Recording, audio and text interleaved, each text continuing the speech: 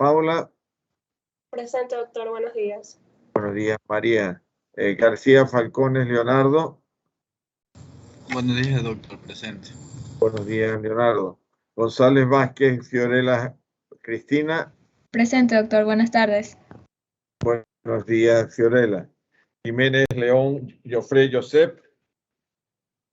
Presente, doctor. Buenos días. Soli.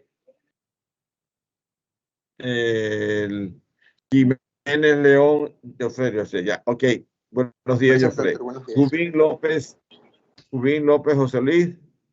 Presente, doctor. Buenos días. Buenos días, José Luis. Muñoz Alvarado Betsabe Sujei. Presente, doctor. Buenos días. Buenos días, Betsabe. Naranjo Quesada Enrique David. Presente, doctor. Buenos días. Buenos días, Enrique. Núñez Cruz María Cristina. Presente, doctor. Buenos días. Buenos días, María. Pamiño Villafuerte Andrés Alejandro. Presente, doctor. Buenos días. Buenos días, Andrés. Pérez Román Víctor Manuel. Presente, doctor. Buenos días. Buenos días, Víctor. Rimbaldo Mantilla María Gracia. Presente, doctor. Buenos días. Buenos días, María. Rosero Basurto Israel Fernando. Buenas tardes. Buenos días, doctor. Presente. Buenos días, Israel. Solórzano Suárez Guillermo Eduardo. Buenos días, doctor. Presente. Buenos días, Guillermo. Yerobi Mantilla Paola Tamara. Buenos días, presente. Buenos días, Paola. Están todos. Bien.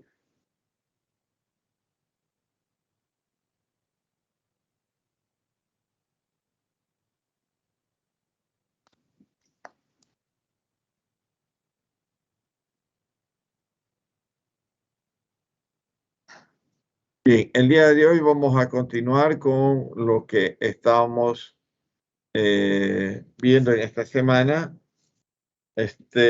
Por favor, la persona que tiene que exponer sobre la patología del sistema hematopoyético, creo que está Leonardo García. Sí, doctor, yo comienzo. Ya estoy.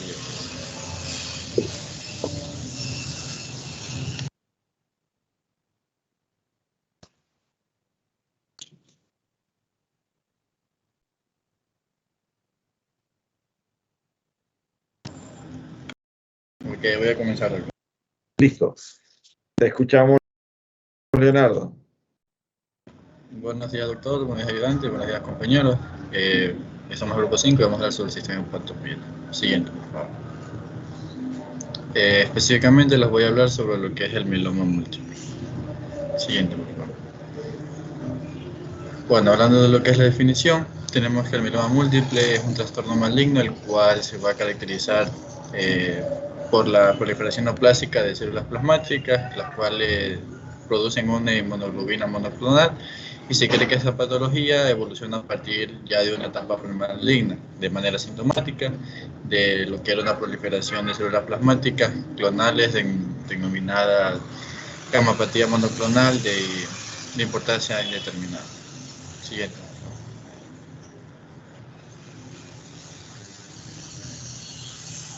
Hablar un poco de la etiología. En sí no se sabe la causa, pero se le ha relacionado con la sobreexposición a los agentes que vemos en la pantalla, como lo es el benceno, las dioxinas o las mismas radiaciones, especialmente también en el sistema inmunológico debilitado, como ocurre en las personas de lo que es una edad avanzada. Siguiente, por favor. Los factores de riesgo. Este de aquí, el mieloma múltiple aumenta con el índice de masa corporal, especialmente con la obesidad, ya que se vieron que en algunos datos sugirieron que los pacientes también con gamapatía monoclonal de significado determinado, existe un mayor riesgo de lo que es una progresión a una mieloma múltiple. También se lo asoció la agente naranja, que es una mezcla de 50% de dos herbicidas del grupo Fenox, ya que estos productos eran muy utilizados en el sector agrícola. Siguiente, por favor. Hablando un poco de la epidemiología, sabemos que el mieloma múltiple es un cáncer relativamente poco común, que va a representar aproximadamente del 1 al 2% en todos los cánceres y algo más del 17% de las neoplasias malignas hematológicas. Y es más común en hombres que en mujeres y más común en los que son personas de raza, bueno, de ascendencia afroamericana, y en gran parte de la enfermedad en los que son en adultos mayores, ya que la medianía de la edad donde se puede ver patología es una edad aproximada de 65 a 74 años. Siguiente, por favor. Un poco las manifestaciones clínicas. El primer gran signo, tenemos una anemia, especialmente la anemia normocística normocrónica, la cual va a estar presente en el 73% de lo que eran los casos, ya que esa puede provocar, puede darnos un diagnóstico de un reemplazo de la médula ósea, un déficit relativo de la eritropoyetina, gracias en gran parte al daño renal.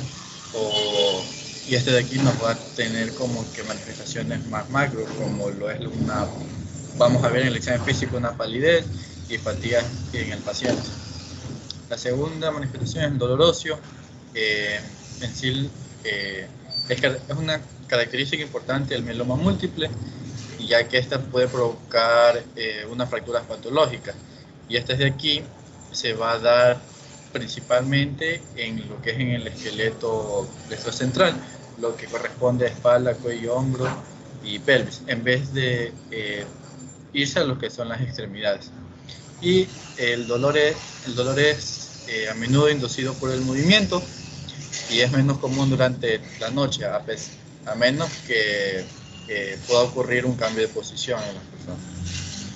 En tercer punto tenemos lo que son las enfermedades renales, ya que la concentración de la creatinina sérica iba a aumentar en casi la mitad de todos los pacientes en el momento del diagnóstico, en aproximadamente en el 20%, y este de aquí puede deberse a dos causas principales, hablando de lo que son las nefropatías, ya sea por cilindros de cadenas ligeras, o también llamado mieloma renal o una hipercalcemia.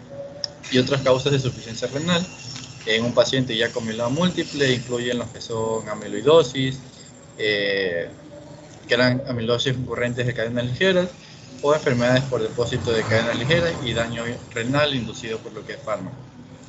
El cuarto y último punto tenemos la hipercalcemia, ya que esta puede ocurrir en el mieloma múltiple como resultado de lo que es una desmineralización óseo inducida por lo que es ya esta patología. Siguiendo, por favor. Un poco las complicaciones.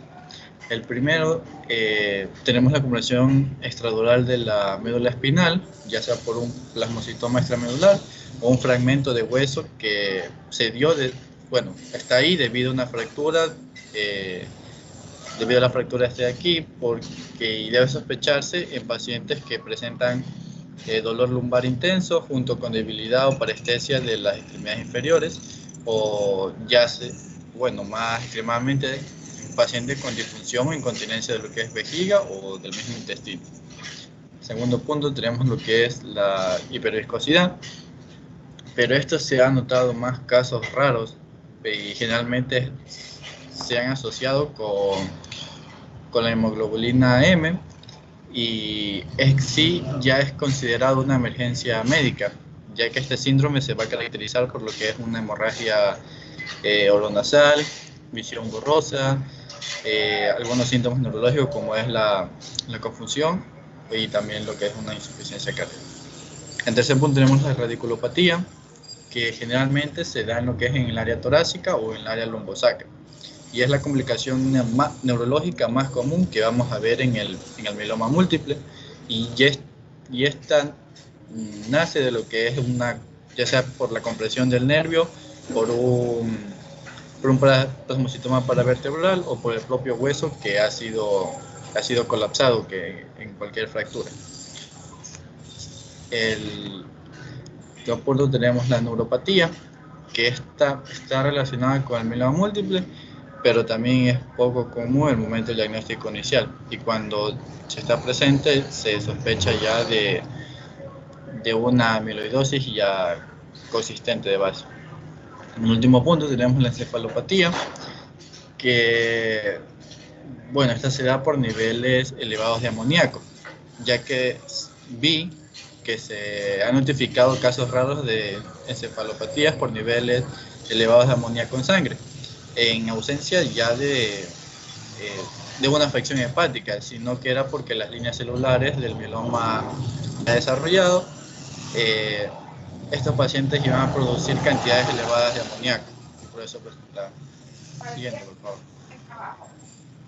Siguiente, por favor. Siguiente.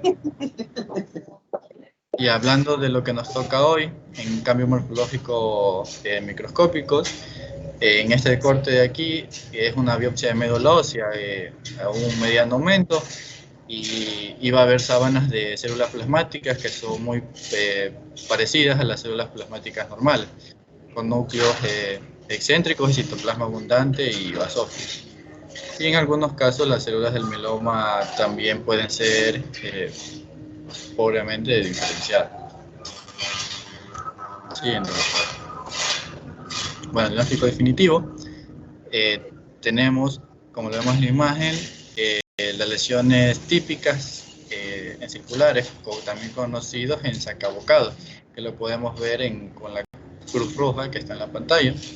Y estas lesiones consisten ya en una proliferación neoplásica de las células plasmáticas y pueden asociarse a hallazgos de laboratorio, tales como una hipercalcemia y elevación de la fosfata alcalina. Y es característica la aparición de un pico sérico de la globulina monocromal y la producción aumentada de cadenas ligeras de las hemoglobulinas, que puede llevar a la excreción de estas de aquí, lo que se iba a tener un nombre típico como proteinuria de Bent-Jones. Siguiente, por favor. En el tratamiento, bueno, esto depende de la estadía, como la inmunoterapia, quimioterapia, corticosteroides, hasta el trasplante de médula ósea, o trasplante de médula ósea, conocido como trasplante de células madre, donde se va a inyectar por vía intravenosa hasta que se transportan a los huesos y comiencen a reconstruir la médula ósea. Siguiente, por favor.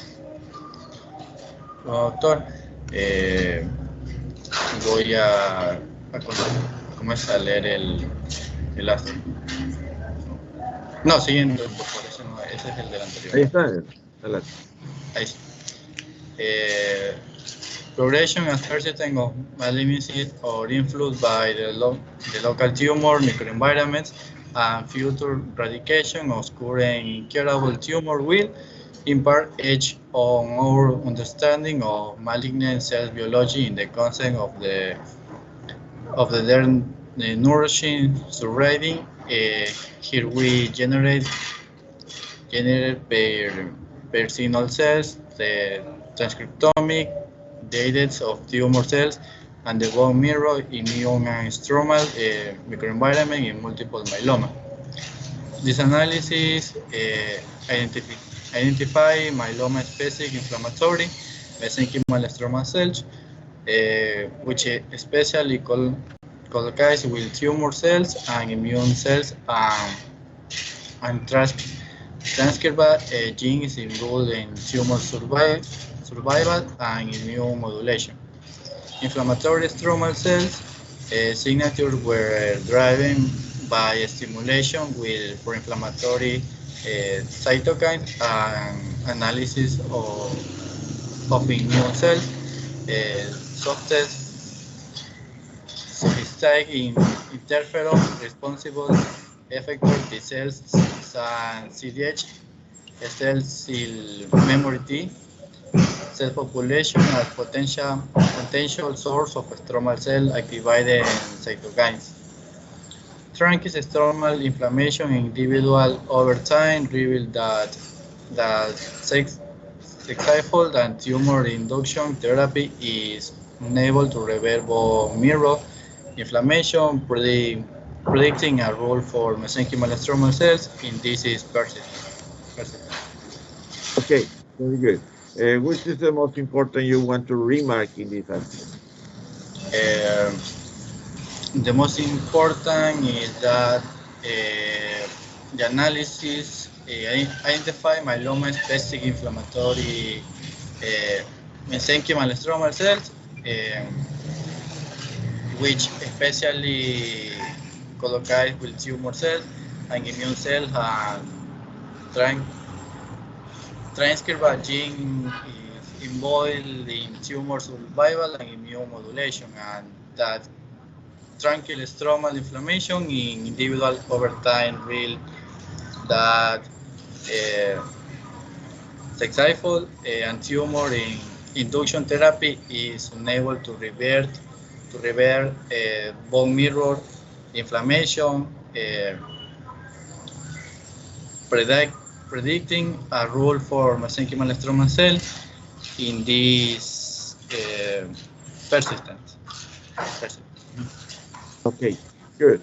¿Tienes algún otro tema de exponer? Sí, doctor, el siguiente. Siguiente. Ahí está el linfoma de células tipo B en sí del centro folicular. Siendo, bueno. Hablando de definición, los linfomas cutáneos primarios de células B son proliferaciones clonales del linfocito B. Y este es un trastorno linfoproliferativo de carácter indolente, el cual se origina en la piel sin tener compromiso extracutáneo al momento del diagnóstico. Pertenecen a los linfomas no-Hodgkin extranodales, entre los cuales la piel es el segundo órgano más afectado luego de lo que es el tracto gastrointestinal. Y se presenta como placas o nódulos o tumores eritematosos solitarios o también de carácter agrupado, los cuales van a predominar en lo que es cabeza, cuello y lo que es el tronco. Siguiente, por favor. Da un poco de la epidemiología.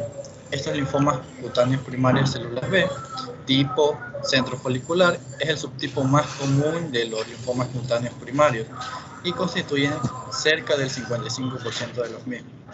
Se manifiesta en una edad media de los 58 años, siendo más frecuentes en mujeres que en hombres, en una proporción más o menos de 2:1. Tienen una sobrevida a 5 años del 95% y una tasa de recaída que es del 30%. Y una diseminación hacia los ganglios linfáticos y órganos internos que es rara y que ocurre en menos del 5 al 10% de los casos. Siguiente, por favor. Bueno, como manifestaciones clínicas pueden ser lo que son las pápulas o nódulos pardos eritematosos, y su localización más frecuente se encuentra en lo que es en la cabeza, especialmente el cuero cabelludo, o lo que es en el tórax. Siguiente, por favor. Bueno, hablando de los cambios morfológicos macroscópicos, en la imagen izquierda se aprecian pápulas eritematosas infiltradas de entre 1 y 3 centímetros de diámetro agrupada en un área de lo que eran 9 centímetros y localizadas en el área escapular izquierda y lo que es en el tórax. En la segunda imagen, que es a la derecha, vemos un tumor con bordes escamosos definidos, superficie irregular, con presencia de lo que es el pelo, porque se encuentra el cuero cabelludo, y telangiectasia en la periferia. Siguiente, por favor. Hablando de los cambios morfológicos en el ámbito micro, en la imagen de la izquierda vemos linfocitos de pequeño y mediano tamaño con escaso citoplasma, núcleos hipercromáticos y pleomórficos, un escaso estroma con delicadas bandas bandas conectivos vasculares, mientras que en la imagen 2, que vemos ubicada en la derecha, podemos observar la dermis con la proliferación de células linfoides, con un patrón predominantemente nodular, y las cuales dichas células se van a extender en profundidad al tejido celular subcutáneo. Siguiente, por favor. Bueno, hablando de lo que es el diagnóstico, Para realizar en sí este de aquí se utiliza con frecuencia la biopsia incesional o excisional, incluyendo ya criterios histológicos de inmunohistoquímica, y constituye uno de los aspectos más difíciles en la dermopatología. Y el papel de diagnóstico de anticuerpos contra antígenos de células B incluye lo que vemos en la parte izquierda, como lo es el CD5, CD10, CD20 y lo que vemos ahí. Y entre los estudios complementarios se debe realizar en primer punto el hemograma, la LDH o deshidrogenasa láctica, citometría del flujo de sangre periférica o una tomografía axial computarizada de tórax. También vemos en estudios histológicos que además este linfoma cutáneo primario de células B de carácter centrofolicular representa un espectro de un patrón nodal y difuso con proporciones variables de centrocitos pequeños y centroblastos, y a veces un patrón de crecimiento folicular en las lesiones tempranas, mientras que ya en unas lesiones tumorales avanzadas va a presentar infiltración de difusos ya centrocitos más grandes con ausencia de epidermotropismo. Siguiente, por favor. Hablando del diagnóstico diferencial, este diagnóstico diferencial debe realizarse con pseudolinfomas y linfomas de células T principalmente, mientras que en otras entidades tenemos lepra, leishmaniasis, lupus eritematoso y los que podemos ver en pantalla, o hasta mismo leucemia cutánea. Siguiente, por favor. El tratamiento y complicaciones lo podemos catalogar de acuerdo al grado de la enfermedad o del avance. En los linfomas de bajo grado tenemos una excisión y radioterapia, mientras que el grado intermedio se realiza una quimioterapia acompañada de una radioterapia. Y ya también se han descrito tratamientos con monoterapias sistémicas, con lo que era rituximab, para el cual se ha dado una respuesta favorable en este linfoma, con una tasa de curación del 80%, pero que ha presentado efectos adversos como fiebre, cefaleas o hasta hipotensión arterial. Pero estos efectos ya no son tan frecuentes y se observa sobre todo durante la primera línea del aporte de este de aquí. Siguiente, por favor. No, en el abstract. Ok. Doctor, voy a proceder a leer el abstract. Primary B cells, cutaneous lymphoma represent approximately 20-25%. Primary cutaneous follicle center lymphoma is the most common subtype, occurring in adults with a mean age of 58 years. The disease is typically present with solitary plaques or nodules and usually located in the head or trunk. Extracutaneous dissemination is extremely rare. We present a case of a patient with primary cutaneous follicle center lymphoma with bone marrow infiltration. Okay. Which is the most important you want to remark?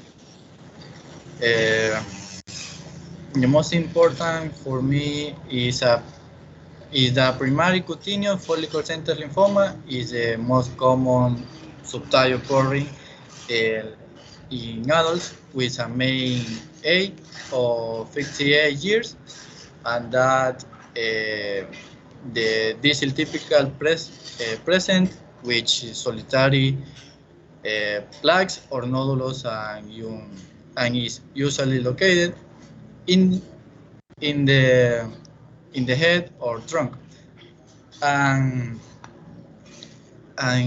if diagnosis early, it can be treated with radiotherapy. Okay, good. Muy bien, has hecho una buena investigación sobre los temas de mieloma múltiple y linfoma del centro folicular. ¿Quién va a continuar? Fiorella González. Sí, doctor. Buenas tardes. Buenas tardes. Ok, yo les voy a hablar sobre linfoma de células tipo B grandes de tipo pierna. Ya, un ratito, Fiorella. Les comunico a todos los estudiantes que pueden vacunarse hasta el día de hoy en la misma universidad. Es importante la vacunación para evitar y prevenir alguna contaminación dentro de su familia. Así que es preponderante y muy importante que lo hagan. Si no lo han hecho, pueden acudir todavía el día de hoy hasta la tarde. Ok, ahora sí, Fiorella, continúa, por favor. Ya, listo, doctor. Siguiente, por favor. Ya. Tenemos que los linfomas no Hodgkin de células B son un tipo de tumores sanguíneos. Estos son una proliferación monoclonal neoplásica de células linfoides en diferentes localizaciones del sistema inmunitario, que incluyen los ganglios linfáticos, la médula ósea, el vaso, el hígado y el tracto gastrointestinal. Típicamente podemos dividir estos linfomas de bajo y alto grado, que corresponden a linfomas de lento crecimiento y linfomas agresivos, respectivamente. Vamos a encontrar diferentes tipos. Existen numerosos tipos de linfomas de células B. Se han utilizado varios sistemas diferentes, pero el último sistema, el más reciente, es la clasificación de la Organización Mundial de la Salud, en donde da a conocer linfomas, por ejemplo, difuso de células B grandes con su variante de tipo pierna, que es el que yo les estoy hablando. Existen también el linfoma de células del manto, el linfoma linfoplasmacítico, el linfoma folicular, los linfomas de zona marginal, los linfomas primarios del sistema nervioso central, también los linfomas linfocíticos de células pequeñas, el linfoma intraocular primario y el linfoma de Burkitt. Siguiente. Siguiente.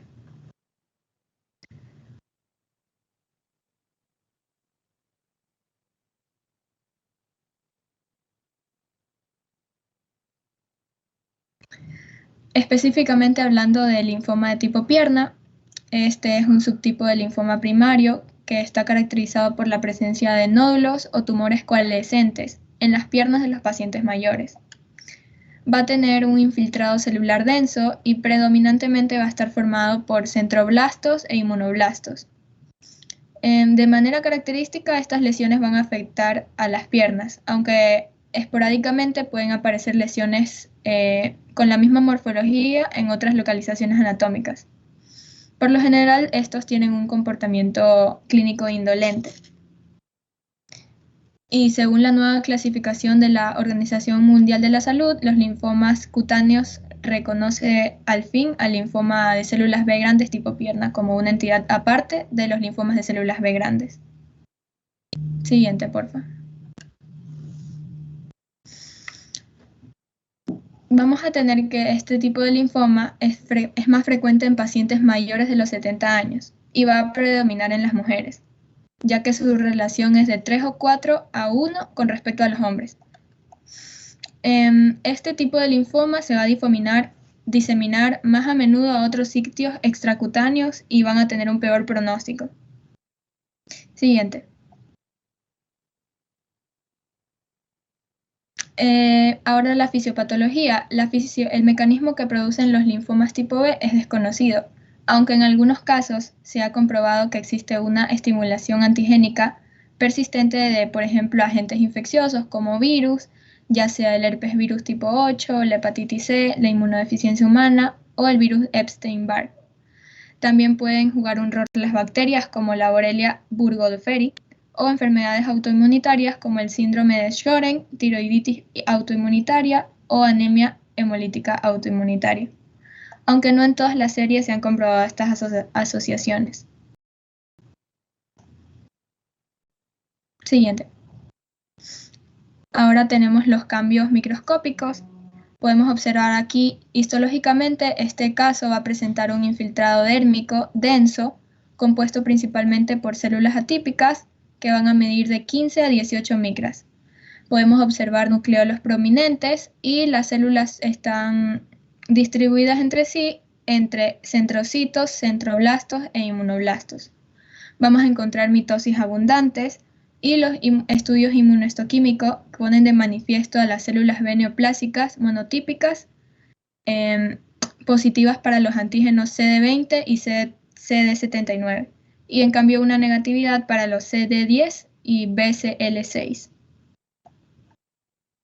Siguiente. Dentro de las manifestaciones clínicas vamos a tener que este linfoma se presenta como placas, como nódulos o tumores rojo-azulados. Tienen una consistencia firme y rápido crecimiento. Estas lesiones pueden ser localizadas o diseminadas. Específicamente, el 80% de los pacientes van a padecer lesiones en las extremidades inferiores. De un 7,5 a un 13% van a padecer en el tronco, pero otros sitios afectados pueden ser la cabeza y el cuello. En general son asintomáticos, pero sí se han comunicado casos en los que se produce dolor. Tenemos como diagnóstico y diferenciales, entre los estudios de laboratorio tenemos al hemograma, al estudio de LDH, a la beta-2 microglobulina, a los dosajes de inmunoglobulinas. Tenemos aparte estudios por imagen como la tomografía axial computada de tórax, de abdomen y de pelvis.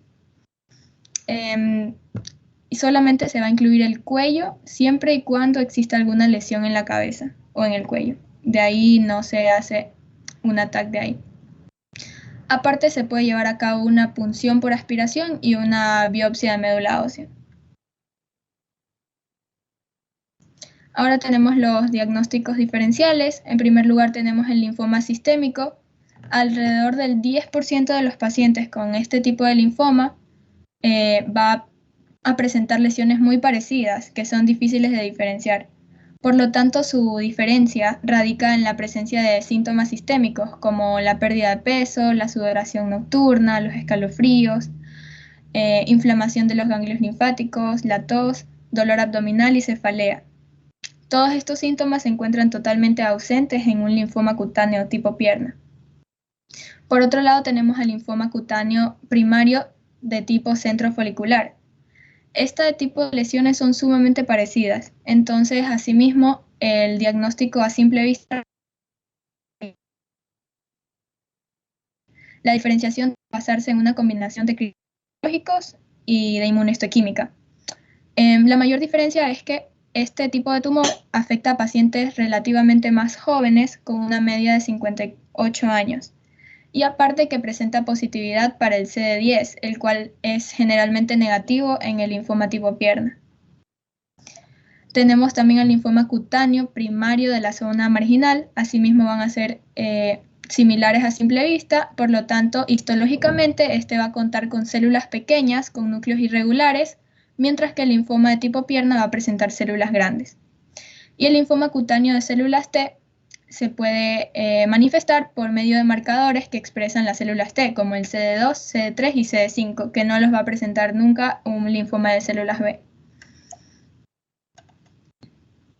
Ahora, basándose en su epidemiología, tenemos que los pacientes que tienen un linfoma de células B grandes de tipo pierna van a mostrar menor supervivencia de aquellos que tienen un tipo linfoma de células B grandes tipo pierna, pero ubicado en otra parte del cuerpo que no sean las piernas. Como ya les mencioné, este va a predominar en las mujeres y la tasa de supervivencia es del 55% a los 5 años. La presencia de lesiones múltiples en el momento del diagnóstico es un factor de mal pronóstico y la incidencia general de los linfomas cutáneos primarios en los países occidentales es de 0,8 a 1 caso por 100.000 personas anualmente. Ahora, como tratamiento, tenemos que la elección contra estas lesiones que sean localizadas es la radioterapia o la intervención quirúrgica. Y en casos que se encuentre la lesión diseminada, se va a recomendar antraciclina y poliquimioterapia. También sabemos que la recaída puede ser del 58% cuando se aplica radioterapia y del 54% cuando se administra poliquimioterapia. También vamos a sugerir finalmente que la elección del tratamiento se haga de forma individualizada, adaptada a la edad del paciente, y que se considera la opción de utilizar rituximab intravenoso como tratamiento paliativo. Ahora voy a proceder a leer el abstract. Primary cutaneous diffuse large B-cell lymphomas are a neoplasm arising in the skin without evidence of extracutaneous disease. They are divided in type leg, follicular center, and a third group that does not cover the above criteria. Immunohistochemistry property of B lymphoma of the leg is positive for CD20 and BCL2, and is negative for CD10 and BCL6. A case of a 100-year-old female with a diagnosis of cutaneous large B-cell lymphoma of the leg is presented. Okay, which is the most important you want to remark? For me, it is important to differentiate the leg type B-cell lymphoma because it is more aggressive than the others, and it tends to spread to other locations in the body, which is why it is important to carry out the necessary histological analysis. Okay, good. ¿Tienes alguna otra exposición? No, doctor, esta es la única. Ok, muy bien. ¿Quién continúa?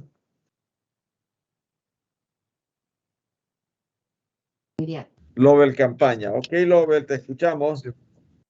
Buenos días, doctor, compañeros. Vengo a hablarles sobre lo que es el último tipo de linfoma B, cutáneo, que es el linfoma de la zona marginal. Siguiente, por favor.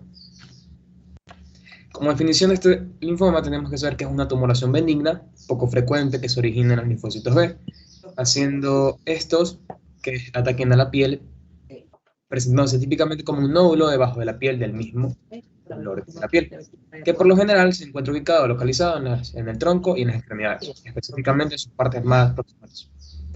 Siguiente, por favor. Como etiología tenemos que se originan principalmente en los tejidos afectados por trastornos inflamatorios crónicos, autoinmunitarios o infecciosos, como en el estómago, en la gastritis por Helicobacter pylori, como vemos en la imagen de la derecha, comenzando como una reacción inmune policlonal con mutaciones iniciales desconocidas. Asimismo, se ha asociado con diversos estudios el origen de esta enfermedad con la infección por la bacteria Borrelia burgdorferi.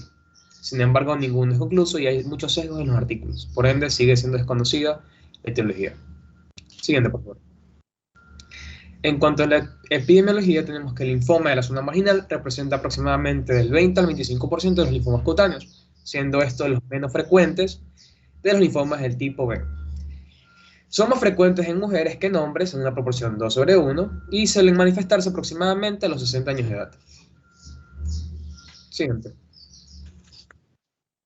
En cuanto a los cambios morfológicos en la microscopía, tenemos que en estos, el linfoma cutáneo de la zona marginal, como observamos en la imagen de la derecha, es una muestra obtenida mediante una biopsia incisional donde la epidermis se observa conservada, la dermis reticular y papilar presentan infiltrado inflamatorio constituido principalmente por linfocitos de tamaño pequeño o mediano que forman nódulos y a nivel intersticial estos se rodean de vasos y algunos filetes nerviosos, con hilados plasmocitos a la periferia. Mientras que en la imagen de la izquierda observamos más a detalle el componente linfoide de tamaño pequeño con formas rodeadas, redondas y irregulares junto a los plasmocitos en la periferia, y algunos de estos tienden a invadir el epitelio. Siguiente, por favor. En cuanto a las manifestaciones clínicas, tenemos que saber que se presentan típicamente como placas infiltradas, tumores o nódulos de coloración rojiza oscura o violácea. Suelen ser solitarios o múltiples.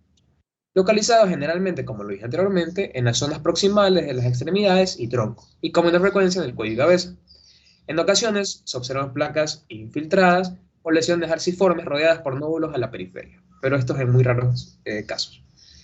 Se presentan clínicamente, como ya lo mencioné, como nódulos o placas eritematosas, solitarias o múltiples, a menudo localizadas en el tronco. Su comportamiento es indolente, permaneciendo localizados en la piel y raramente se desarrollan con una diseminación extracutánea. La evolución clínica suele ser favorable, con una baja tasa de mortalidad y una supervivencia superior del 95% a los 5 años, aunque son relativamente frecuentes las recurrencias cutáneas. Su comportamiento clínico es bastante similar al de los otros linfomas de la zona marginal de localización extracutánea. Siguiente, por favor. En cuanto al diagnóstico definitivo, siempre tenemos este linfoma, tenemos que, para confirmarlo, realizar muestras mediante biopsias cutáneas y, asimismo, llevarlos al laboratorio de patología para realizar inmunohistoquímica, más que nada, para diferenciar este tipo de linfoma, ya que se van a poner en manifiesto los antígenos linfoides B, como el CD19, el CD22, y en pocas ocasiones un inmunofenotipo de B aberrante coexpresado con los antígenos linfoides B, como el CD43 y el CD20. Siguiente. En cuanto al tratamiento, tenemos que, por lo general, el tratamiento del linfoma cutáneo de la zona marginal no suele presentar dificultad alguna, ya que al ser una tumoración benigna, estas lesiones se pueden extraer a través de la exéresis quirúrgica y o radioterapia localizada. Suelen ser estos los tratamientos de elección, y de forma menos habitual, la administración intralesional de quimioterapéuticos, como el cispalino. En casos de que estas lesiones sean más extensas, podría plantearse el uso del rituximab. Aunque sabemos que el uso clínico es favorable y se suele desarrollar múltiples recurrencias cutáneas. Siguiente. Leer el abstracto. Yeah. Primary cutaneous marginal zone B-cell lymphoma is included in the group of external margin zone B-cell lymphoma involving mucosal sites. Many evidence suggests the chronic antigen stimulating is a key paper in this pathogenesis, while Helicobacter pylori seems not to be implicated in primary cutaneous margin zone B-cell lymphoma. Borrelia burgdorferi role is still matter of debate in since the results are discordant between European and North American or Asian countries. However, Borrelia subspecies are different between the studied areas, and this difference could be a confounding factor. Then ubiquitous candidate antigen is still missing. Beyond these discrepancies, the treatment of diffuse primary cutaneous margin zone B-cell has been recently improved. If local therapies are the gold standards of localized disease. Rituximab can also be considered as an alternative for disseminated or plurifocal primary cutaneous margin zone B-cell lymphoma. Okay, which is the most important you want to remark in this abstract? The most important thing that I want to remark is when the author says the gold standard for this lymphoma as the local therapies, and another alternative of this treatment are rituximab for this primary cutaneous margin zone B-cell lymphoma. Okay, good. Muy bien. ¿Tienes algún otro tema de exponer? Sí, doctor. De aquí sigo con el linfoma de tipo C. El linfoma T, perdón. Ah, ya. Ok. Continúa, por favor, Lovell. Listo. Entonces vengo a hablarles sobre la mucosis funginoide. La micosis funginoide es la forma más común de los linfomas cutáneos en linfocitos T, siendo estos un conjunto de trastornos linfoproliferativos que afectan directamente a la piel, siendo un linfoma de linfocitos T CD4 positivos, que se alojan a nivel cutáneo por muchos años sin notar cambios, como vemos en la imagen superior izquierda, y puede llegar a evolucionar en un linfoma sistémico, como vemos en la imagen inferior izquierda. Siguiente, por favor. En cuanto a la etiología, tenemos que la micosis funginoide permanece desconocida. Sin embargo, se ha asociado a diferentes artículos a la infección del retrovirus VLTH1 como uno de los desencadenantes, pero son muy pocos los artículos que muestran evidencias claras sobre una etiología de este, y la correcta relación que existe entre la infección por el retrovirus con la micosis funginoide. Por ende, también existe un sesgo y sigue siendo desconocida la etiología. Siguiente. En cuanto a la epidemiología, tenemos que saber que afecta con más frecuencia a las personas mayores de 40 años. Y hay una relación hombre-mujer, predominantemente del hombre, 2/1. La micosis funginoide, asimismo, tiene un pronóstico y una progresión lenta, pudiendo permanecer desapercibida por un largo tiempo, como lo dije anteriormente, y evolucionar durante 10 a 30 años después de su presentación inicial. El pronóstico siempre va a depender del estado de la enfermedad en el momento que sea diagnosticado. Siguiente, por favor. Listo. Vamos a los cambios morfológicos en cuanto a la microscopía de la micosis fungioide. Como observamos en la imagen de la derecha, dentro de los cambios de la micosis fungioide tenemos un infiltrado de linfocitos atípicos que se acumulan por debajo de la epidermis, formando nichos evadiendo a la epidermis. En la imagen superior izquierda observamos una hiperplasia psoriasiforme. Esto quiere decir que tiene cierto parecido a la psoriasis en cuanto a la microscopía de la epidermis, con un infiltrado de linfocitos T atípicos en una tinción de macrocilina y oxina. Junto a esta está una imagen más a detalle con una tinción inmunohistoquímica para CD5, donde apreciamos el epidermotropismo con alineamiento de los linfocitos intraepidérmicos a lo largo de la capa basal.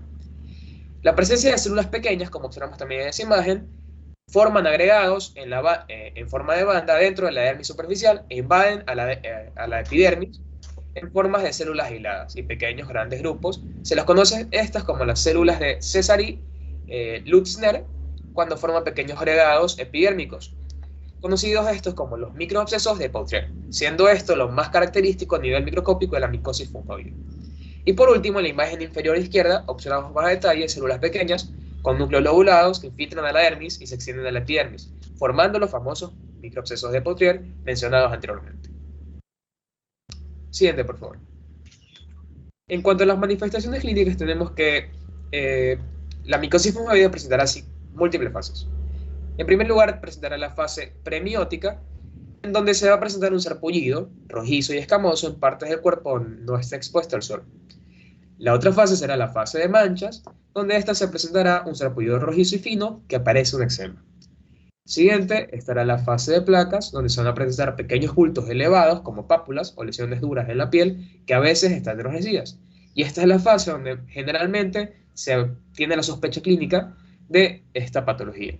Y por último tenemos una fase más avanzada, un estadio más avanzado, cual es el fase tumoral, donde estas placas ya forman tumores en la piel que en ocasiones se van a ulcerar. Y es ahí cuando van a ocurrir una vía de entrada para diferentes patógenos y se puede llegar a infectar la piel. Como ya lo mencioné desde el inicio, las lesiones van a afectar principalmente al tronco, aunque también aparecen en las extremidades, cara y cuero cabelludo, siendo estos lugares los menos frecuentes. Y las lesiones, como ya los dije, consisten en unas placas planas, descamativas, de apariencia rojiza parduzca y sobreelevadas. También tenemos que saber que en aproximadamente el 20% de los pacientes, estas lesiones únicamente van a causar picor, y el resto van a presentarse asintomáticos. Siguiente, por favor. En cuanto al diagnóstico diferencial, tenemos que saber que una de las principales es la psoriasis, como ya lo dije anteriormente. Como sabemos, la psoriasis presenta también placas escamativas sobrelevadas en la macroscopía. Sin embargo, a nivel microscópico, también es muy similar en cuanto a la micosis fungioide. Sin embargo, como ya lo dije anteriormente, lo más característico de la micosis fungioide para descartar la psoriasis como patología es mediante la biopsia y la inmunohistoquímica, donde vamos a observar las células de las células de Sézary. También tenemos que tener en cuenta, en primer lugar, al síndrome de Sézary, ya que este síndrome es la forma más agresiva del linfoma cutáneo de células T, viéndose estas muy relacionadas con la micosis funginoide, ya que tenemos que saber, ya lo veremos más adelante, creo que después mi diapositiva sigue Jubin con este tema, donde vamos a observar que el síndrome de Sézary es la forma más agresiva de la micosis fungioide, por ende están muy relacionadas. Siguiente, por favor. Como diagnóstico definitivo, tenemos que para diagnosticar la micosis fungioide se debe hacer un correcto diagnóstico diferencial, descartando las diferentes sospechas clínicas. Sin embargo, ante la sospecha inicial de esta patología, se debe realizar una biopsia de piel en distintos sitios y más de una muestra para poder tener múltiples muestras de esto. Entonces, estas muestras van a pasar al laboratorio de patología y van a ser examinadas en inmunohistología donde van a indicar diferentes fenotipos de los linfocitos T colaboradores de memoria, como el CD3, el CD4 y el CD8. Los marcadores citotóxicos pueden ser positivos en fases posteriores de la enfermedad y en casos raros en fases tempranas de la patología pueden estar positivos, pero esto es muy raro. Siguiente, por favor. El objetivo del tratamiento de estos pacientes siempre va a ser mejorar la calidad de vida. También es curarlos, sin embargo, como ya lo dije anteriormente, esta patología tiene múltiples residuos, así que nos enfocamos inicialmente en la calidad de vida, maximizar los revisiones de enfermedad, así como reducir al mínimo los efectos adversos y las toxicidades de estos tratamientos. El principal tratamiento a seguir es el uso de corticoides tópicos o la luz ultravioleta, exclusivamente para lesiones cutáneas tempranas. Para estadios más avanzados de estas patologías se va a indicar la terapia sistémica. Más a profundidad, en el estadio 1 y 2 de la patología, se indica la radioterapia con sobraleno, la terapia con radiación ultravioleta B, la radioterapia de la piel y electrones. Mientras que en el estadio 3 y 4, que son los más avanzados, se indica la fotoquimioterapia extracorpórea sola o combinada con la radioterapia total de piel, con las electrones y la quimioterapia tópica. $6. Siguiente, por favor. Una citromicina de 500 al doctor, abajo en la Vamos forma. a leer el abstract, doctor. Ok. Mycosis fungoides represent the most common type of cutaneous T-cell lymphoma. Its incidence has been estimated to 0.36 than 10 person years. It affects adults or the elderly. 3 clinical stages can be recognized. 1 characterized by page, 1 by page and flakes, and 1 by page, flakes, and in the early stage, preferential rotation is leucos and other sun protected areas. Histology reveals predominance of small pleomorphic cells. During this phase, coarse large cells forming may occur, indicating worse prognosis. Cytotoxic markers may be positive in late stage and tumors with their cells morphology. Total CR is absent in absolute about 50% of patients in the early phase. Treatment strategies include in early phases mainly PUVA, interferon alpha 2A, retinoids, topical chemotherapy, topical steroids, and another. New experimental treatment modalities include new retinoids like pexatorene, beam irradiations, and imiquimod.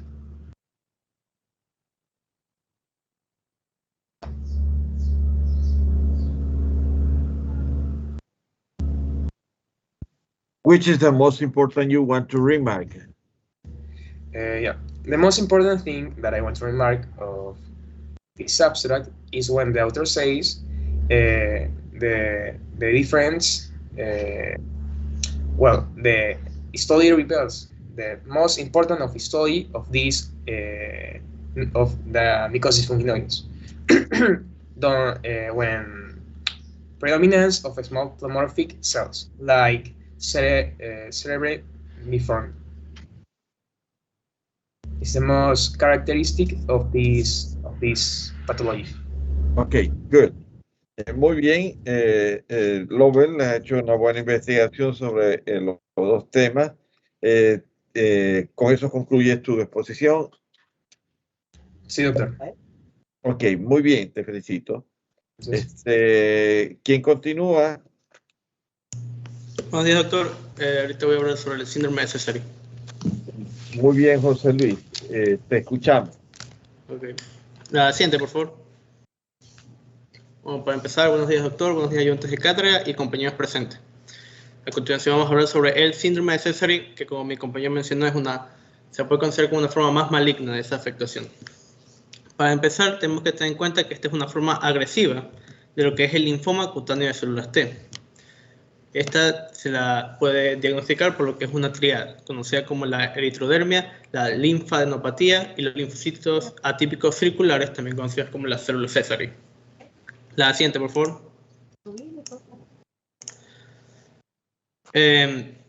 Ahora, lo que sería la etiología de la enfermedad, vamos a ver que esta no se conoce exactamente y todavía es algo que está en estudio. Sin embargo, muchas personas con esta afectación se han determinado afectaciones en lo que son los cromosomas 8, 10 y 17 en la mayoría de estos pacientes. También esta enfermedad se la considera esporádica en individuos sin los antecedentes familiares de la condición.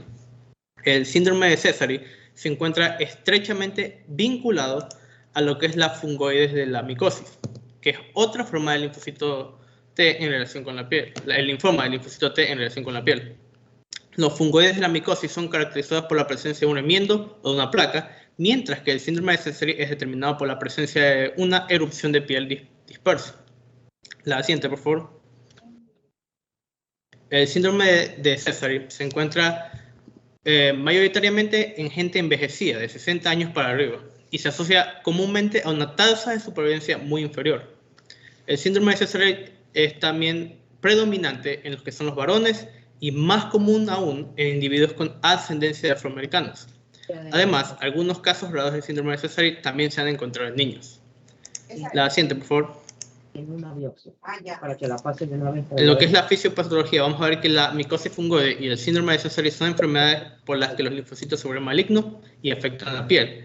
Estas son enfermedades de un tipo de linfoma cutáneo de células T. En la micosis fungoide, los linfocitos T se vuelven cancerosos y afectan la piel. Y cuando estos linfocitos se encuentran en la sangre, se llaman las células de Sézary.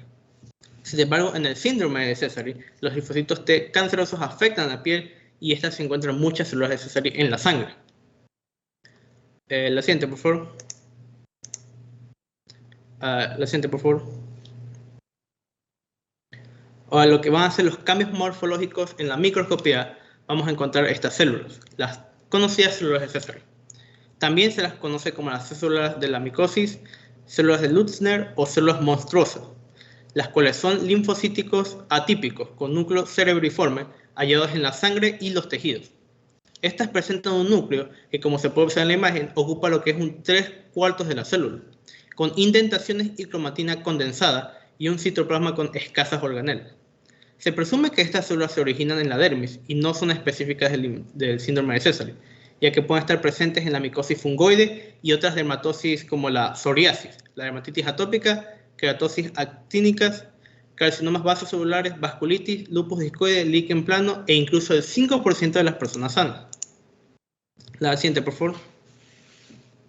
En lo que sean las manifestaciones clínicas, vamos a ver que las lesiones de la piel, los ganglios linfáticos aumentados, son los dos síntomas más comúnmente asociados a esta afectación.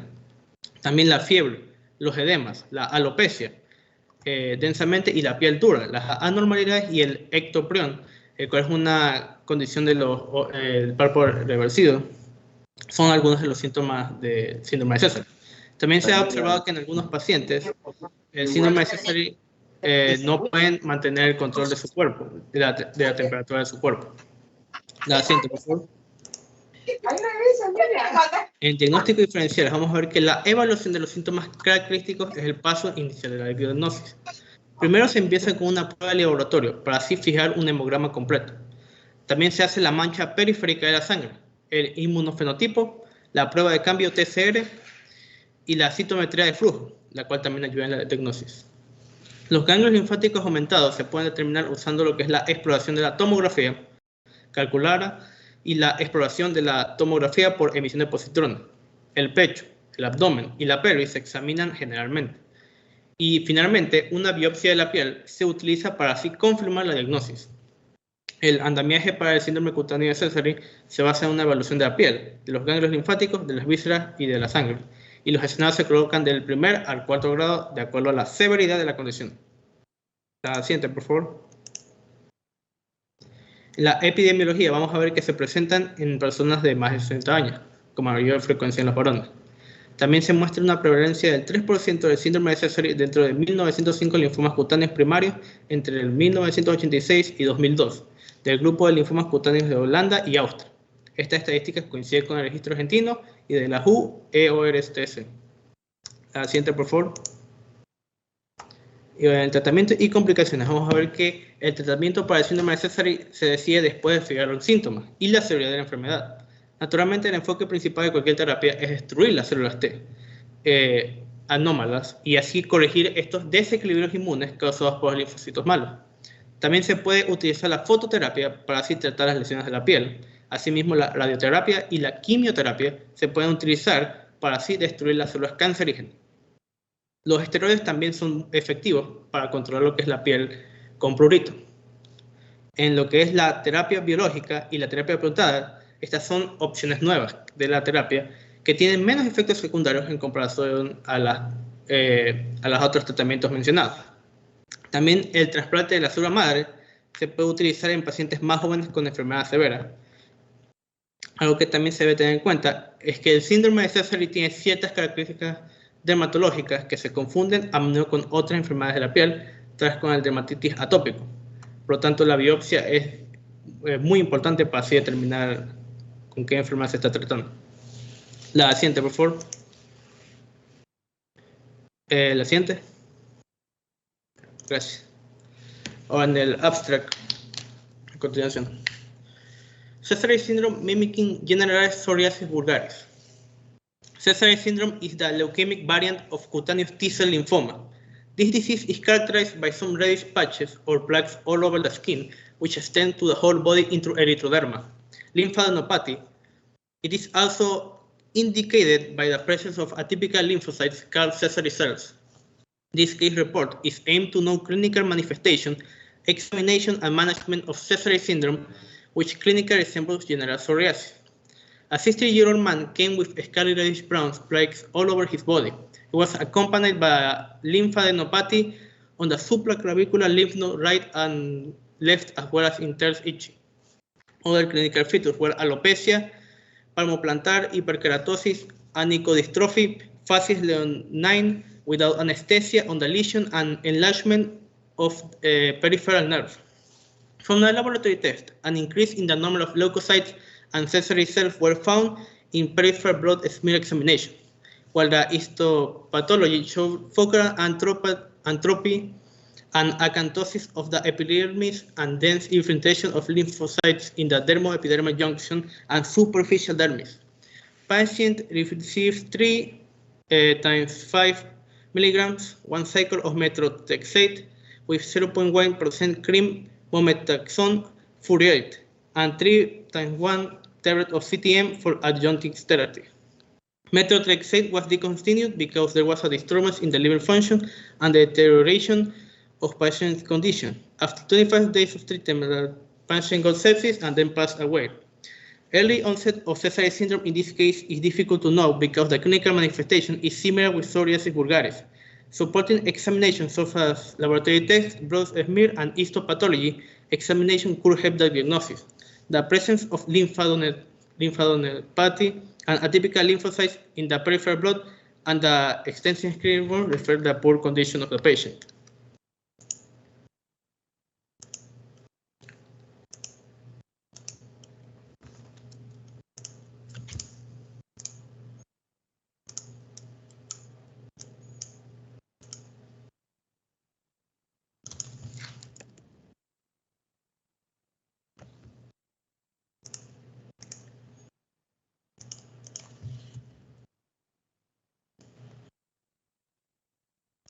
Hola, ¿qué pasó?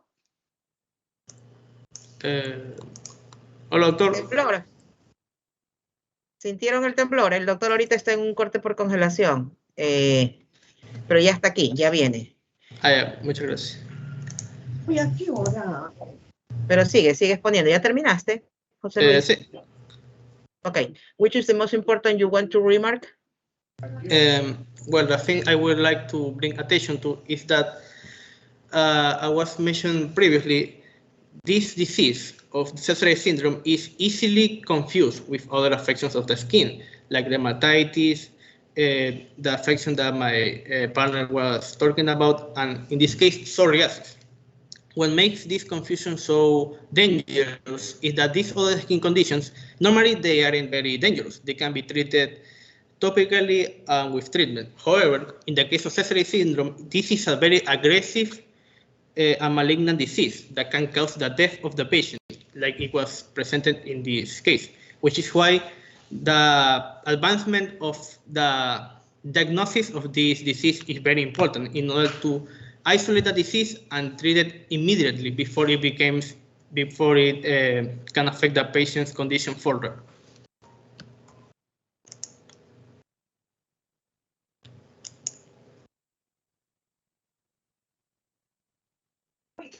Okay, Jose Luis, which is the most important you want to remark in your abstract? Like the most important thing I would like to remark is that, like I previously mentioned, this disease is one that can be easily confused by other affectations of the skin, such as psoriasis, dermatitis, and the condition that my partner was talking about. These other skin conditions, normally they aren't very dangerous and can be treated topically or with just treatment. However, in the case of Sézary syndrome, this is a very malignant and dangerous disease that can cause the death of the patient. In this abstract, we saw that the patient, they could not diagnose the condition fast enough in order to treat it, which is why it is necessary to further advance our diagnosis tools in order to isolate the disease and treat it immediately before it becomes a serious condition. Yeah, normally this syndrome is a different sign and symptoms, and this belongs to lymphoma, T-cell lymphoma, cerebriform 4. When the tumor is pricked to the blood, it change the name and it make this syndrome. But in the beginning of all of this is from the lymphocyte T cerebriform type, Sézary cells, Sézary Lussner cells. That is the name of that cell. If you find in the blood example by the vein taking or by the any part of the body, and you can find that cell, it means that Sézary syndrome. You agree with me? Yes, doctor. Okay, very, very good. Okay, muy bien, José Luis. Ha hecho una buena investigación. ¿Tienes algún otro tema? No, ahí responde mi compañero. Muchas gracias. Está muy bien, te felicito. ¿Quién continúa? Yo, doctor Betsabe Muñoz. Buenas tardes, doctor y compañeros presentes. Hoy les voy a exponer acerca del linfoma intraocular. Siguiente. Betsabe Muñoz, buenas tardes. Betsabe. Sí. Okay. Con su definición, los linfomas intraoculares son neoplasias linfocíticas raras que presentan una amplia gama de manifestaciones clínicas. Surgen dentro del sistema nervioso o fuera del sistema nervioso central como metástasis de una neoplasia no ocular. Casi todos de estos linfomas son linfomas no Hodgkin y la gran mayoría son de origen de células B. Siguiente. Con respecto a su etiología, esta sigue sin estar clara, pero están involucradas múltiples hipótesis de linfomagénesis. La inmunodepresión, el virus de Epstein-Barr y la infección por Toxoplasma gondii pueden ser los factores relacionados. Siguiente. Con respecto a su epidemiología, esas representan el 1.86% de los tumores malignos oculares. La mediana de edad de esta enfermedad es de 50 a 60 años, con un rango de 15 a 85 años, y se estima que representan el 4% al 6% de los tumores cerebrales primarios y el 1 al 2% de los linfomas extraganglionares. Estos también están entre el 56 y 90% de los pacientes con linfoma intraocular primario. Ellos tienen o desarrollarán manifestaciones del linfoma en el sistema nervioso central. Además, no parece haber una predilección racial por la enfermedad. Siguiente. Con respecto a su patogenia, se clasifican en retinales y oviales y presentan características clínicas y pronósticos diferentes. Con respecto al linfoma retinal, se va a separar en retinal, vitrioretinal y vitrio. Y en el linfoma ovial va a estar el coroideo primario y secundario, ciliar e iridiano. Siguiente.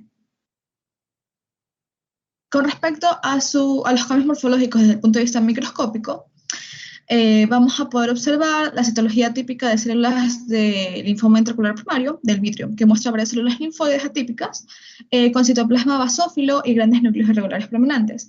En cambio, en la otra imagen de la parte derecha tenemos un examen histológico de ojo que muestra las células tumorales ubicadas entre la membrana de Bruch y el epitelio de la retina. Las células tumorales han penetrado este epitelio y se han infiltrado hacia la retina. Siguiente.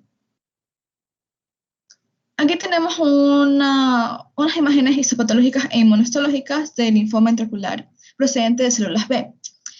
Podemos ver células atípicas que tienen núcleos pleomórficos con núcleos conspicuos y citoplasma escaso. Esto es positivo para CD20 y es negativo para CD3. Siguiente.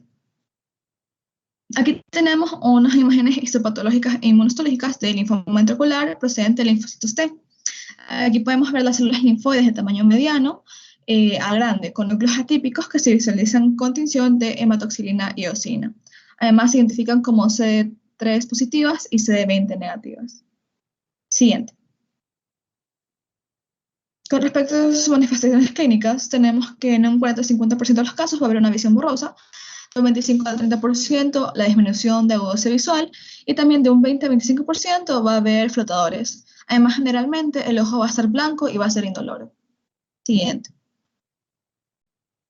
Con respecto a su diagnóstico, tenemos la angiografía con fluoresceína, pues puede observarse hiperfluorescencia debido al bloqueo de tinte por las células tumorales, así como hiperfluorescencia granular y tinción tardía debido al daño en el epitelio pigmentario de la retina.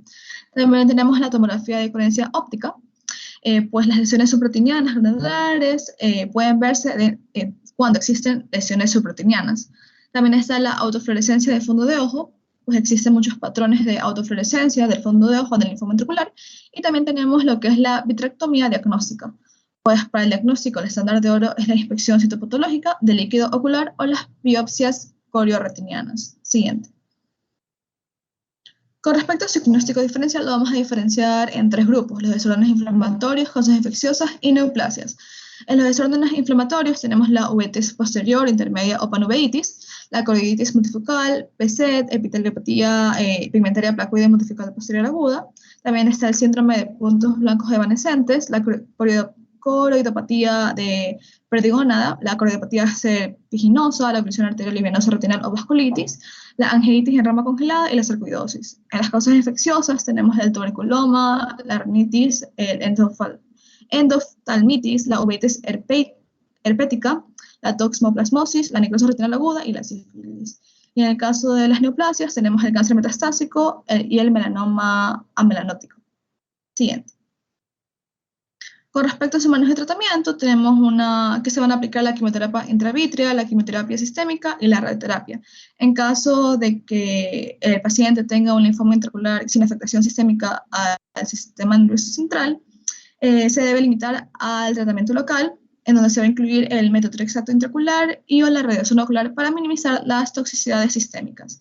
En caso de que el paciente tenga este linfoma con afectación al sistema nervioso central, se incluye una combinación de radioterapia y quimioterapia, como ocurre con la quimioterapia sistémica, en donde se va a aplicar lo que es el metotrexato y el rituximab. Siguiente. Voy a proceder a leer el abstract. Molecular Pathology of Intraocular Lymphomas. The article describes recent advances in the understanding of the molecular genetics of intraocular lymphomas. These comprise intraretinal lymphoma, primary choroidal lymphoma, primary iris lymphoma, and secondary choroidal lymphomas. Following World Health Organization principles, their classification is now based on morphological, immunophenotypical, and genotypical features. Retinal lymphoma is a high-grade lymphoma, usually of B-cell type, and is associated with a poor prognosis because of CAS involvement. Immunophenotyping and somatic mutation analysis suggest the derivation from early post-germinal center B cells. Chromosomal translocation data suggests that some arise from germinal center B cells, which may have a better prognosis. Primary choroidal lymphoma is a low-grade B-cell lymphoma similar to nonocular extranodal marginal zone B-cell lymphomas, but the protective cell of origin of post-germinal center B-cell. Primary iridal lymphomas are rare, with an equal distribution of B and T cell types, and with a variable clinic course. Most patients succumbing to systemic dissemination. Only one case of primary ciliary body lymphoma has been reported. Secondary choroidal lymphomas tend to represent advanced systemic disease. Progress has been made in understanding the histogenesis of intraocular lymphomas. Further investigations such as gene expression profiling are required to identify oncogenic pathways to enhance prognostication and improve therapy. Okay, which is the most important you want to remark in this abstract? The most important part is where the author mentions how intraocular lymphomas has their own classification based on morphological, immunophenotypical, and genotypical features. With that classification in mind, it will be easier to have a faster diagnosis of these lymphomas because most of the time, it takes a lot of time to have a diagnosis because they are often mistaken with other pathologies. Okay, very good. ¿Tienes algún otro tema de exposición? Sí, doctor. Siguiente. Ok, con respecto a los linfomas de glándulas parotídeas. Estos son una entidad poco frecuente. La mayoría de los linfomas parotídeos son linfomas no Hodgkin y se consideran derivados del tejido linfoide asociado a mucosas. Siguiente. Con respecto a citología, este puede ser un resultado de un trastorno inflamatorio en tu mono, como lo que es este síndrome de Sjögren. Con respecto a las parotídeas, se asoció también el virus de la hepatitis C y Epstein-Barr, y estos suelen ser precedidos por lo que es la cialodenitis, la tiroiditis de Hashimoto e infección por el Helicobacter pylori en las glándulas salivales, tiroides y en el estómago respectivamente. Siguiente. Con respecto a su epidemiología, es poco frecuente. Se estima que una incidencia del 0.3% de todos los tumores malignos del organismo y de un 4% de todos los linfomas. Dentro de los linfomas protídeos, el 80% corresponde a los linfomas no Hodgkin y son los tipos folicular, difuso, de células grandes y asociado a las mucosas. Son más frecuentes en la sexta década de vida, con predominio en mujeres sobre varones de 3/1. Siguiente. Con respecto a los cambios morfológicos en la microscopía, en la imagen A podemos ver una infiltración de la parótida por una proliferación difusa de tipo linfoide. En el B tenemos el detalle de la proliferación constituida por linfocitos de pequeño tamaño, núcleo redondo y escaso citoplasma. Y en la C tenemos una positividad inmunohistoquímica intensa y difusa para CD20. Siguiente.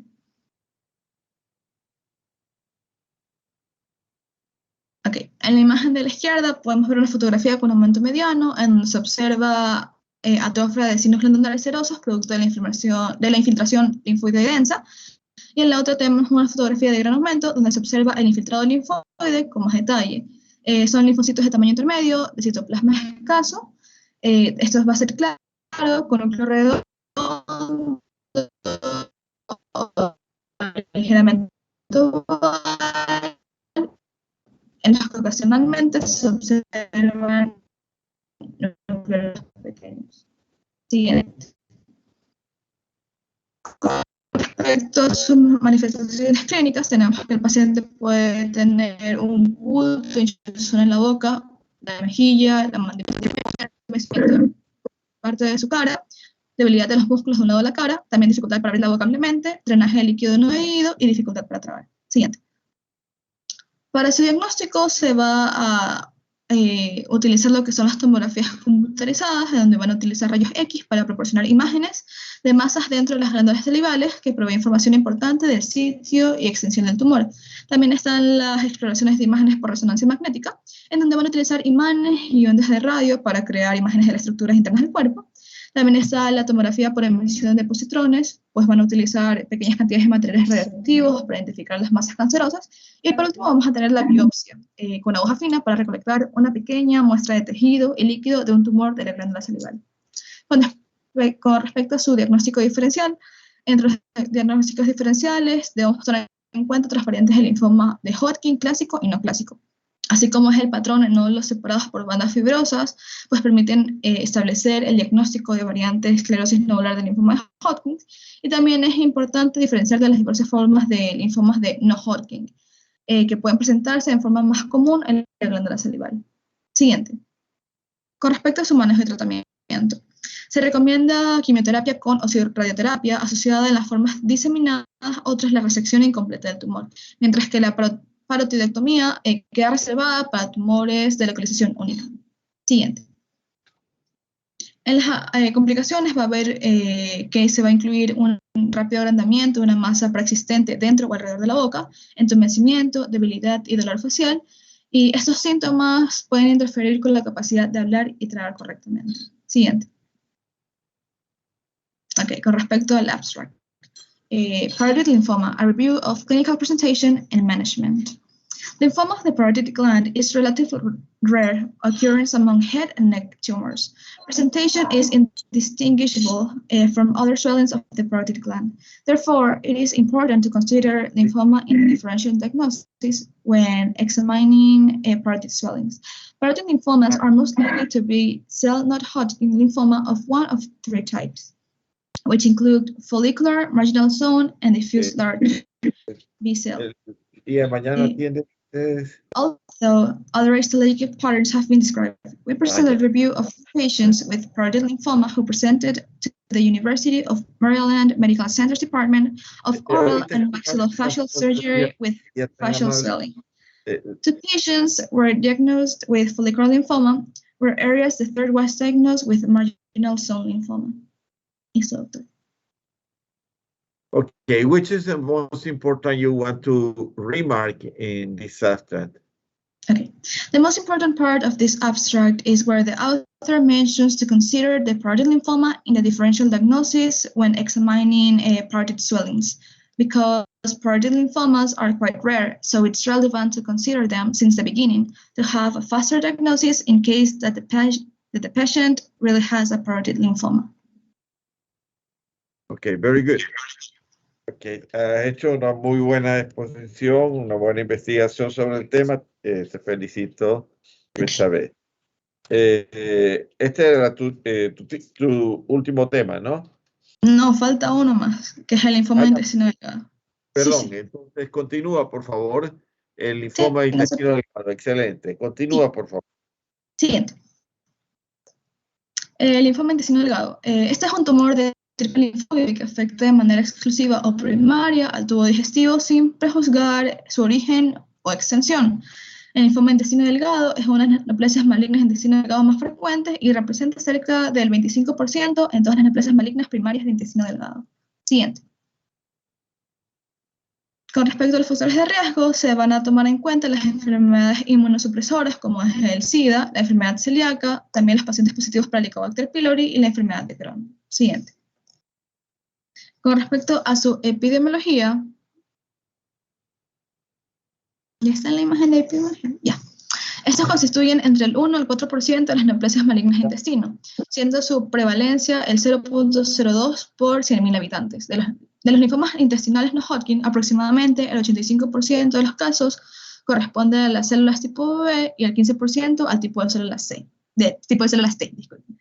Es más frecuente en pacientes de raza blanca y sexo masculino, tiene una proporción de 2:1 con respecto al sexo femenino, estando la edad media de diagnóstico entre 50 a 70 años.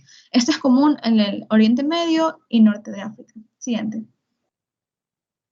Con respecto a los cambios morfológicos en microscopía, el examen histológico de este linfoma confirmó la ulceración superficial con destrucción y sustitución de la submucosa subyacente y la pared muscular por un tumor indiferenciado dispuesto en láminas. Se confirma mediante inmunohistoquímica que son de naturaleza linfoide, es decir, de células B. Hay bajo poder de la pared intestinal con reemplazo por láminas de células tumorales. Hay un alto poder de las células tumorales que muestran núcleos grandes irregulares, núcleos grandes y citoplasma mínimo. Las células no muestran evidencia de diferenciación, incluida la ausencia de diferenciación glandular o pigmentación de melanina. Siguiente.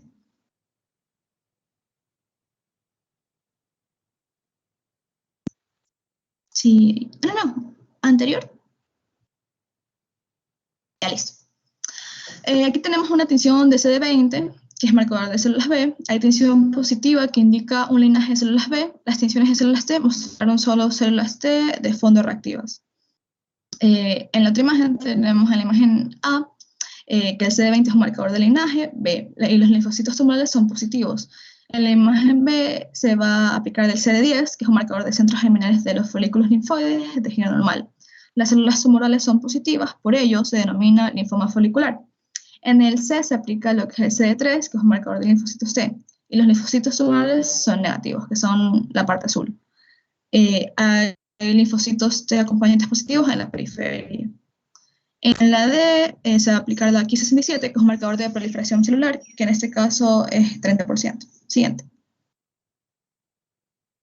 Con respecto a las manifestaciones clínicas, la presentación clínica del linfoma de intestino delgado es inespecífica y los pacientes presentan síntomas como dolor abdominal tipo cólico, náuseas, vómitos, pérdidas de peso y raramente síntomas obstructivos agudos, intercepciones, perforación o diarrea, que van a cursar además con episodios de fiebre y astenia severa.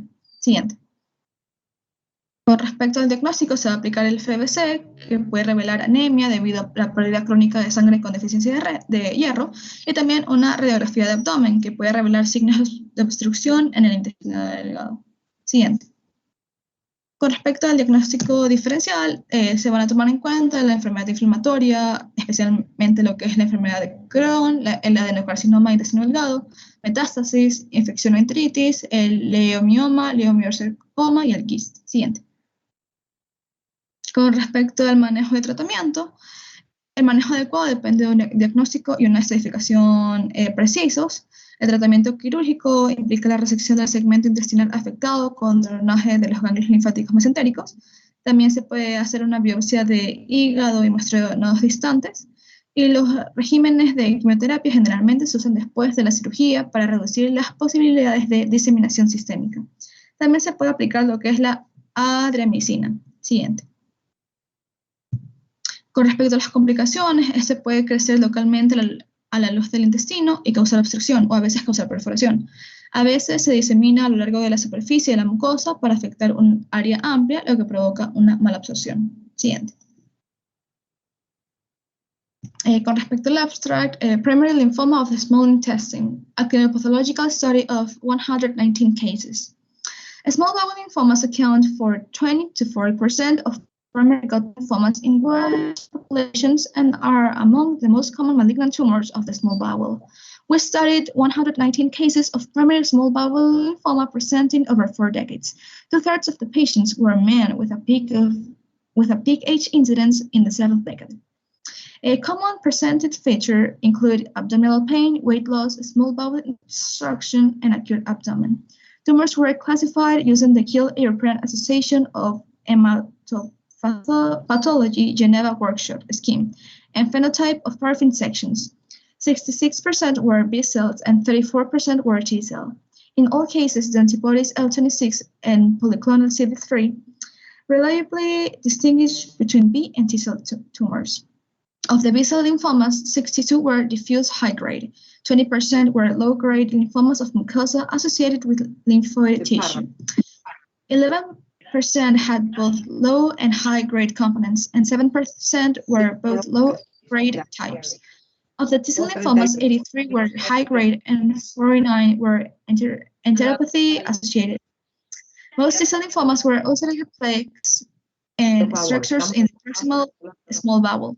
B-cell lymphomas tended to be annular or polypoid masses in the distal and terminal ileum.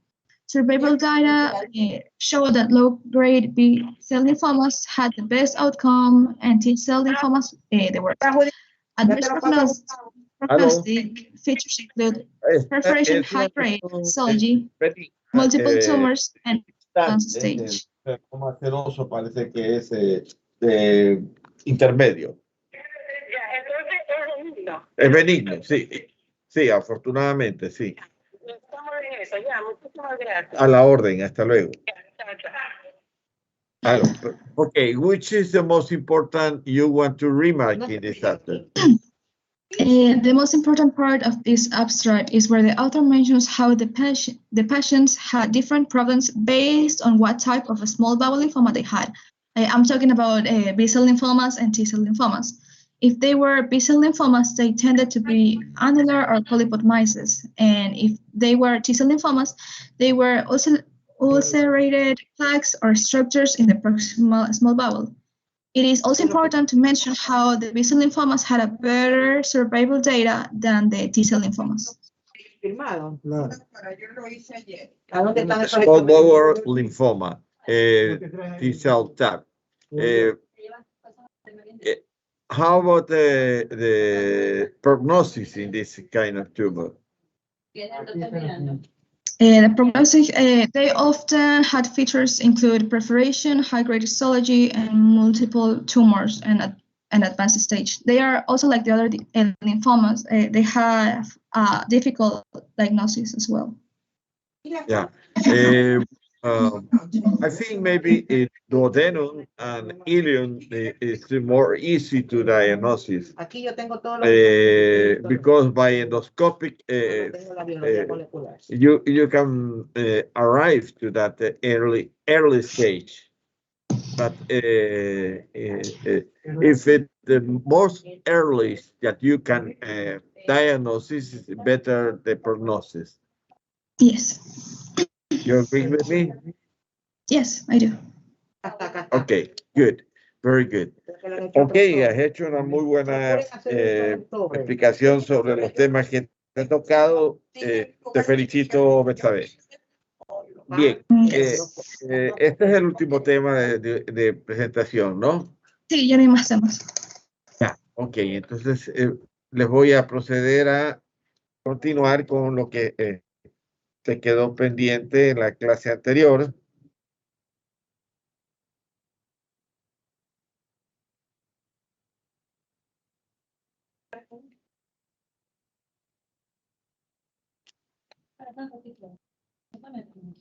Aquí están todas, hasta la última que pasó. Ah, ya, gracias.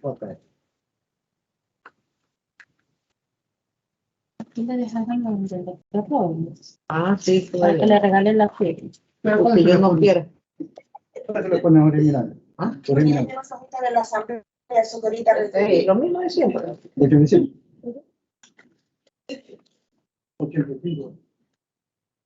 Oye, Sony, ¿y esto que está acá? ¿Para qué me das esto? Yo he hecho agosto, yo voy a tomar esta olla No, para que es pueda. que esto recién trajeron ahorita. Ahorita trajeron. Entonces, Miriam me lo puso ahí La para que próxima yo la semana te doy para que pagues uno. Ya. No está para ver. Y esto me trajeron el día miércoles o ayer jueves, para que si les pueden regalar la firma. Ya, es de que vamos a pensar. Bien, me recuerdo de la última exposición que le estaba haciendo. Mire, Miriam, esta de aquí también tiene ya biología molecular. Usted tiene que pasar toda. La diapositiva 150, doctor. 150, leucemia linfocítica crónica, ¿no? Sí.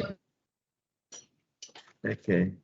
Bueno, la leucemia linfocítica crónica generalmente está en personas mayores de 50 años. Corresponde el 25% de estos pacientes son asintomáticos. Doctor, disculpe, no está compartiendo la pantalla. Ah, perdón. Disculpen, sí, ya lo voy a compartir con ustedes. Y este es otro mío, que también lo tiene ahí. Ahí sí, ¿no? El 25% son asintomáticos. Son normalmente hallazgos de laboratorio en el momento en que se diagnostica. El 20% tienen 3 síntomas. El 60% de las consultas por agrandamiento de ganglios linfáticos corresponden a lesiones sospechosas de dicha malignidad. Los pacientes presentan astenia, síntomas de anemia, infecciones bacterianas o virales previas y púrpuras a nivel de la piel. En cuanto a en la parte analítica de sus lesiones, se descubre como un hallazgo fortuito en la biometría hemática. Demuestran los leucocitos con una linfocitosis en pacientes asintomáticos. En otros pacientes se realizan cuando se presentan astenia, adenopatías y hay aumento de la susceptibilidad con infecciones bacterianas como neumonía, virales, incluyen herpes simple y herpes zóster. Como hallazgo clínico existe la linfadenopatía local o generalizada con hepato y esplenomegalia. La leucemia linfocítica crónica tiene un clon neoplásico de las células B en un 95% de los casos. y en un 2 a 5% es el clon neoplásico de células T. El 0,8% de todos los cánceres corresponde a leucemia linfocítica crónica, el 30% de las leucemias en el adulto. Más frecuente, mayores de 60 años, la relación hombre-mujer es 2 a 3 veces mayor en hombres que en mujeres. La etiología es desconocida, tiene una acumulación de linfocitos en la fase G0. Estas se hallan alteraciones cromosómicas alrededor del 80% de los casos. Las anomalías cromosómicas más frecuentes, las anucleóidicas y las de elección. Las anomalías más frecuentes es cromosoma 13, brazo largo 14, el 50% de todos los casos. Cromosoma 13, brazo largo 14. El siguiente porcentaje es del 18%, cromosoma 11, brazo largo 22 y brazo largo 23 en un 18%. Es decir, entre el cromosoma 13 y el 11 son la mayoría de los casos. Los pacientes sienten debilidad, sensación de cansancio, pérdida de peso, fiebre y sudoraciones nocturnas. Inicialmente se muestran los pacientes hasta que desarrollan la enfermedad como asintomáticos, pero luego empezará con la astenia, adinamia, pérdida de peso. El 50% va a tener hepatoesplenomegalia, va a existir una leucocitosis leve a severa, una hipogamaglobulinemia e infecciones a repetición. La sobrevida aproximada es de 4 a 6 años. Estos pacientes van a tener una leucocitosis mayor de 25.000, una linfocitosis mayor de 4.000 por milímetros cúbicos, una anemia normocítica normocrómica, una anemia hemolítica autoinmune, una infiltración de la médula ósea con un patrón nodular del 10%, intersticial del 33% y difuso del 25%. La leucemia linfocítica crónica tiene una proliferación de células más maduras pertenecientes a la línea linfocítica. Tiene acúmulos de linfocitos disfuncionales en el torrente sanguíneo y los tejidos. La relación con el trastorno de inmunodeficiencia está íntimamente ligado. Se da más en adultos, tiene un mejor pronóstico en relación a las otras leucemias. Con mayor frecuencia es el sexo masculino, en mayores de 50 años. Existe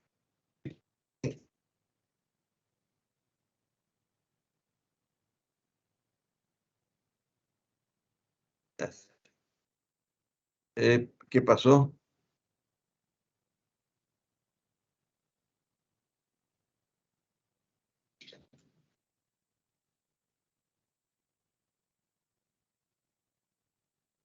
Bien. Las pruebas, encontramos que estos pacientes, para poder ser diagnosticados, tiene que hacérsele un conteo de la fórmula sanguínea periférica, una fórmula leucocitaria, un hemograma de Schilling. La biopsia de médula ósea es mandatorio a nivel de la cresta ilíaca. Las pruebas de inmunoglobulina, la citometría de flujo de glóbulo blanco es mandatorio realizar. Los criterios para establecer tratamiento es la presencia de síntomas generales como fiebre, sudoración, pérdida de peso, la existencia de adenopatía, esplenomegalia de gran tamaño y que causan molestia, infecciones a repeticiones con hipogamaglobulinemia, descenso paulatino de la tasa de hemoglobina, del índice número de plaquetas, anemia hemolítica autoinmune y el tiempo de duplicación linfocitaria rápido de 12 meses. Bien, la leucemia linfocítica crónica, como vemos en este frotis sanguíneo, tiene una marcada linfocitosis. La mayor parte son linfocitos inmaduros y algunos prolinfocitos, como observamos aquí, los de mayor tamaño.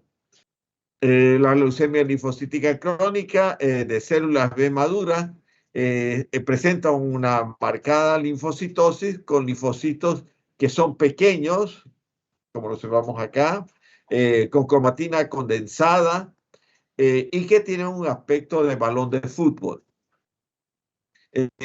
La leucemia linfocítica crónica tiene un aspecto de tratamiento bastante promisorio, en la cual la terapia de células T con el receptor antigénico quimérico es de un gran utilidad para mejorar su salud, en la cual se separa las células T con el receptor de antígeno quimérico, CAR, en el laboratorio. Se inserta el gen CAR dentro de la célula T. Esa célula T con este marcador del antígeno quimérico, receptor de antígeno quimérico, se lo cultiva en un medio adecuado y se obtiene millones de células T con el antígeno quimérico, el receptor de antígeno quimérico.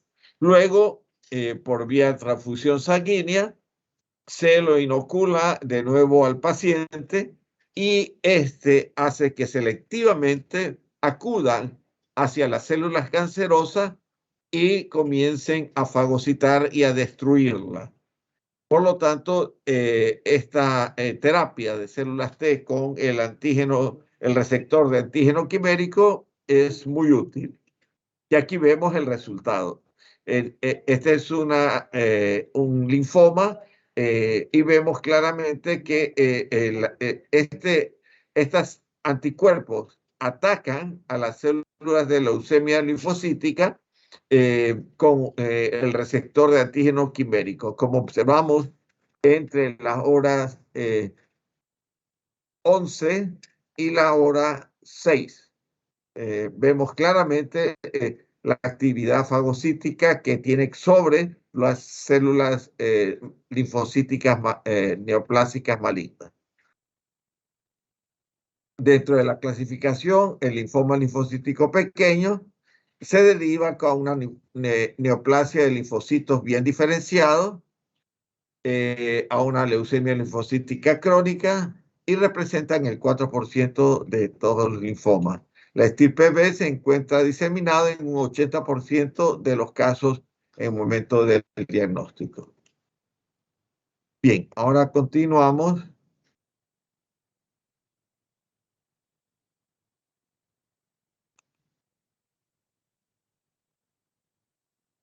Con el linfoma no Hodgkin. La clasificación del linfoma no Hodgkin de tipo agresivo de células B lo vamos a dividir en linfoma de células grandes difusas, en linfoma inmunoblástico B, en linfoma de células pequeñas no hendidas de tipo Burkitt o semejante.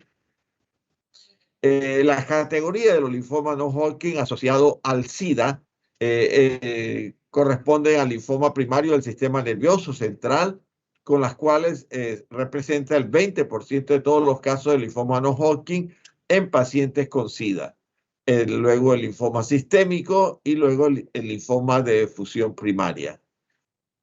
Los linfomas, hay dos tipos fundamentales principales del linfoma. El linfoma de Hodgkin, que es la enfermedad de Hodgkin, y el linfoma no Hodgkin. Representan alrededor de 35 tipos de cáncer que afectan las células del sistema inmunológico. Hay 5 subtipos de enfermedad de Hodgkin y alrededor de 30 subtipos de linfoma no Hodgkin. El linfoma no Hodgkin es un cáncer de tejido linfático. Este tejido se encuentra en los ganglios linfáticos, en el vaso y otros órganos del sistema inmunitario. Los glóbulos blancos, llamados linfocitos, se encuentran en el tejido linfático, ayudan a prevenir infecciones. En la mayoría de los linfomas comienzan en un tipo de glóbulos blancos llamados linfocitos B o linfocitos T. El linfoma no Hodgkin es la quinta causa de cáncer de incidencia y mortalidad en el hombre y la cuarta en mujeres. Es frecuente en las personas mayores de 30 años, la edad media diagnosticada de 65 años y es más frecuente en el sexo masculino.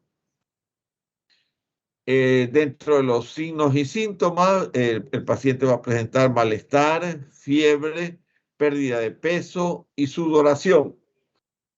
Las extranodulares se da en un 25% y se presenta en el estómago y el área de la cabeza y cuello. Los intraorales se da en el paladar blando, en personas de edad mayores a 65 años. Si el linfoma no Hodgkin extranodular se da en las 3/4 partes en la cabeza y el cuello y 1/4 parte en los senos paranasales, cuando son intraorales. La mayoría de los linfomas no Hodgkin son desde su inicio multifocales. Dentro de la sintomatología, tiene un malestar general, dolor abdominal, dolor en el pecho, dificultades respiratorias, fatiga, sudoraciones nocturnas, fiebre mayor de 38 grados centígrados y tiene una relación directa con los pacientes que están expuestos a insecticidas o también a virus como el virus de Epstein-Barr. Y el examen físico es preponderante e importante para diagnosticar el linfoma en sus estadios, en estadios clínicos.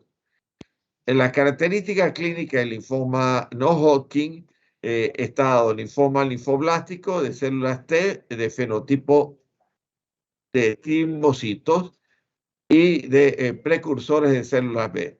El linfoma no Hodgkin de células pequeñas no hendidas de células B.